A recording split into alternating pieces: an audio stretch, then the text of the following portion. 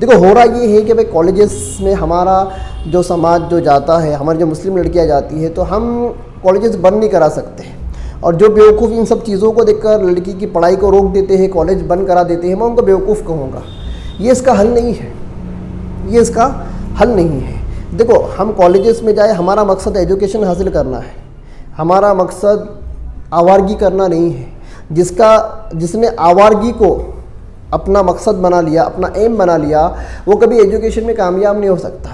اور آج بھی دیکھنے میں آیا ہے کہ ہماری بہت ساری لڑکیاں ڈاکٹر بن رہی ہے، بہت ساری لڑکیاں انجینئر بن رہی ہیں، بہت ساری لڑکیاں بی اے ایم اے کر کے ٹیچر پروفیسر بن رہی ہیں۔ یہ مطلب ایسے خطرناک ماحول کے اندر ہونے کے باوجود بھی ان کا پورا فوکس، ان بچیوں کا پورا فوکس کہاں پر ہے؟ ایجوکیشن کے اوپر ہے۔ ان میں سے کچھ ہے جو آوارگی کا شکار ہو رہی ہے، ان کچھ کے اوپر ہم کو محنت کرنا ہے۔ اب ہو یہ رہا ہے، کچھ لوگوں کا بولنا ایسا ہے کہ بھائی غلط لڑکیوں کی وجہ سے اچھی لڑکیاں بھی بدنام ہوتی ہیں، اور غلط لڑکیوں کی وجہ سے اچھی لڑکیوں کا نقصان ہو رہا ہے۔ تو یہ جو تھنکنگ کے جو لوگ ہوتے ہیں نا کہ بھائی یہ لڑکی کا ویڈیو وائرل ہو رہا ہے یا وائرل کیا جا رہا ہے، اس کی وجہ سے بھائی میں میری لڑکی کو ہی کالج کے اندر نہ بھیجوں، اس طرح کے سماج کے اندر اس مائنڈ کے جو لوگ ہوں گے نا، میں ان کو بھی ایک بات سمجھانا چاہتا ہوں کہ دیکھو ایک چیز ہے، دنیا کے اندر ہم آئے، دنیا کے اندر ہمارے سامنے اچھائی بھی برائی بھی ہے۔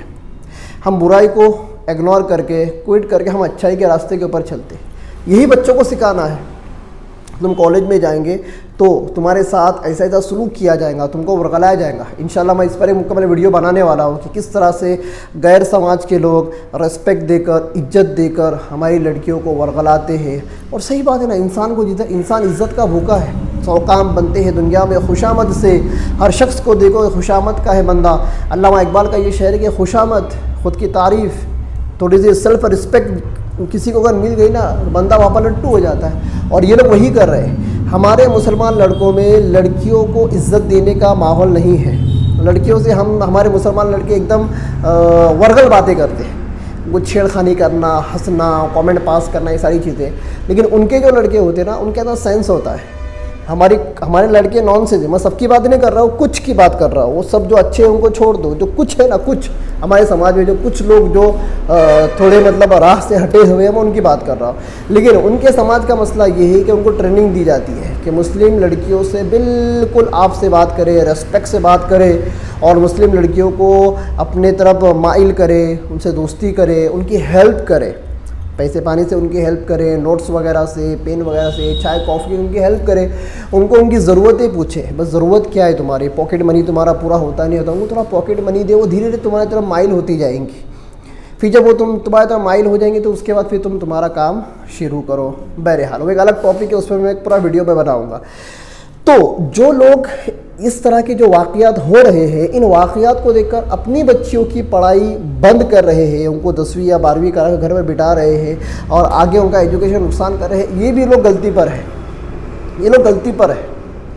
ان کو اپنی بچی کو گھر پر بٹھانا نہیں چاہیے، ان کو اپنی بچی کو بھیجنا چاہیے، لیکن تربیت اور نصیحت، گھر سے نکلتے وقت اپنی بچی کو ایک ہی بات بتائے کہ دیکھ بیٹا، تو اپنے باپ کا غرور ہے، تو اپنی ماں کی عزت ہے، میرا غرور اور اپنی ماں کی عزت، اس کو برقرار رکھ، کہ کہیں مجھے میری آنکھیں جھکانے کا اور سر جھکانے کا میرے کو موقع نہ آئے، ایسی نوبت نہ آئے کہ مجھے کسی کے سامنے سر جھکانا پڑے، اور ایسی نوبت نہ آئے کہ تیری ماں کی جو عزت ہے وہ کیا ہو، تار تار ہو۔ ہم نے تجھے بچپن سے لے کے یہاں تک بہت پیار و محبت سے، لاڑ پیار سے پال کے تجھے بڑا کیا ہے۔ ہم نے تجھ کو حرام کا لقمہ نہیں کھلایا، تجھے حلال کا، خون اور پسینے کی کمائی کا حلال کا لقمہ کھلایا ہے، یہاں تک تیری پڑھائی، یہاں تک تجھے پرورش کی ہے، اب تیری پڑھائی ہم کرا رہے ہیں۔ یہ ہمارے اوپر ایک امانت ہے، تو اللہ کی ایک امانت ہے ہمارے پاس۔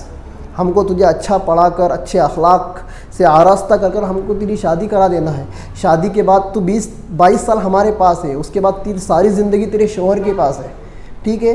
اب جب تیری شادی ہو جاتی ہے، شادی ہو جانے کے بعد پھر تو شوہر کا غرور بن جاتی ہے، باپ کا غرور تو ہے ہی، شوہر کا غرور بن جاتی ہے، اور ماں کی تو عزت ہے ہی۔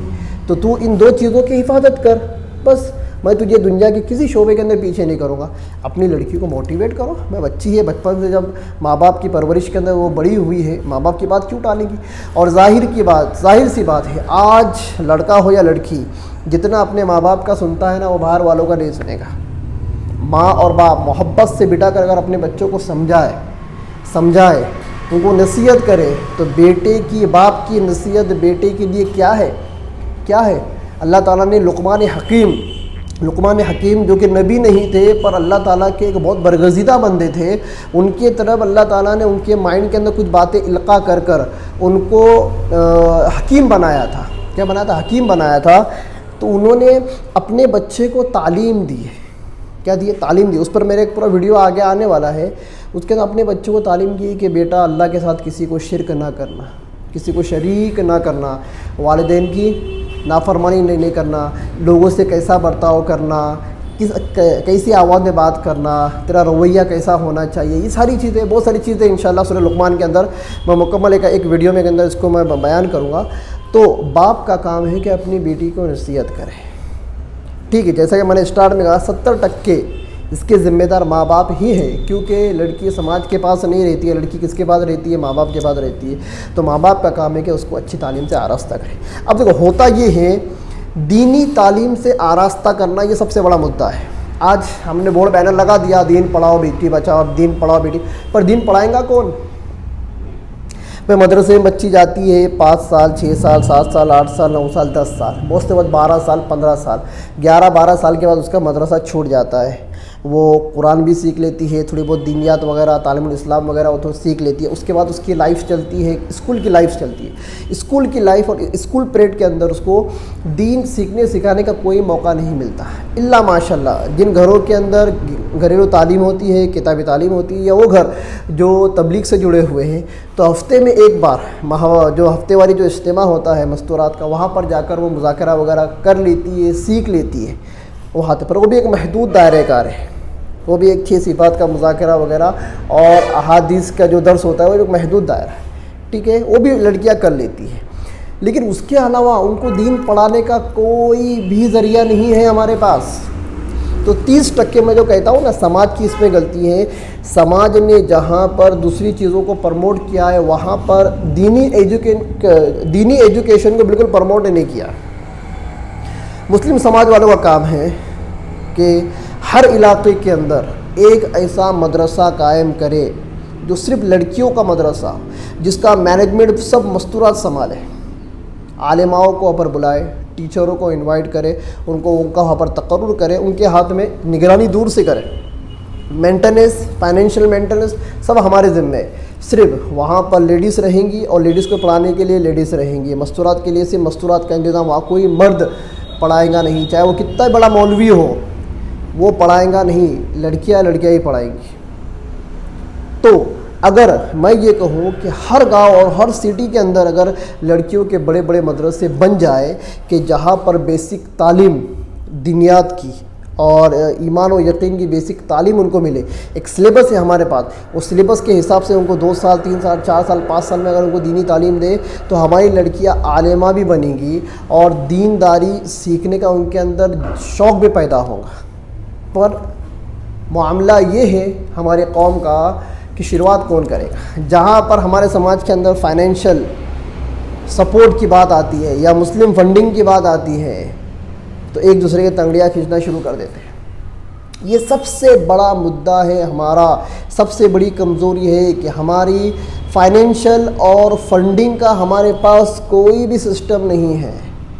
ہم غیروں کا سنتے ہیں بجرنگ دل کا ایسا سسٹم ہے، یہ اس کو اتنا فنڈنگ کرتا ہے، RSS کا اتنا ایسا، یہ اس کو اتنا فنڈنگ کرتا ہے. پر مجھے بتاؤ مسلمانوں کے پاس مسلم معاشرے کی فلاح و بہبود کے لیے، ترقی و تعلیم کے لیے فنڈنگ کا سسٹم ہے نہیں. الا ماشاءاللہ کچھ شہروں کے اندر ہے، وہاں کے لوگ وہاں کے کارکرتا کر رہے ہیں، لیکن ان کو کتنی دشواریوں کا اور کتنے الزامات کا سامنا کرنا پڑ رہا ہے وہ ہی جانتے ہیں.